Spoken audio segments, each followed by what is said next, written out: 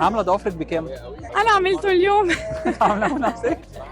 ارخص لبس جبتيه في حياتك كان سعره كام؟ يمكن اي شيرت ب $30 $40.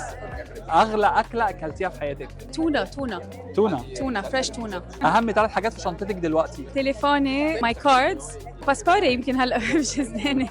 احكي لنا عن معاناتك مع الهيلز. انا كثير بلبس كعب وكثير معوده وما عندي مشكله ابدا، فما في معاناه.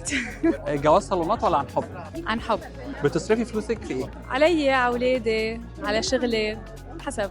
ايه الميك اب اللي عمره ما يفرق شنطتك؟ ليب بالم. كلمينا عن اطلالتك النهارده في ختام الجونه. لبسي حسين بزازة، الستايلست صديق حداد. هير اند ميك اب ماك، هير الصغير سالون. ازاي بتخلي الميك اب بتاعك ثابت وما يتاثرش بالحر؟ ما بكتر كثير ميك اب، فبيضل عنده اللوك ناتشرال. احكي لنا عن روتين العنايه ببشرتك. سان سكرين اكيد اول شيء، هايدريتنج كريم، بنظف منيح وجهي، اندر اي كريم، القصص البيسك ماني كثير مفلسفه. اسم الدلع بتاعك؟ فال. ايه الحاجه اللي اول ما تشوفيها بتقولي يا انا بدات ارتاح؟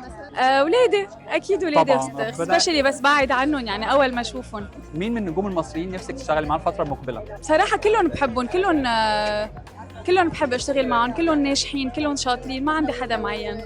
مين من المطربين المصريين بتسمعيهم؟ كثير اكيد، عمرو دياب، تامر حسني، كثير بعد ما بعرف هلا. جديدك الفتره المقبله ايه؟ ان شاء الله رح يكون في شيء، يعني هلا ما بقدر احكي عنه، بس عم بحضر لبروجكت جديد ان شاء الله.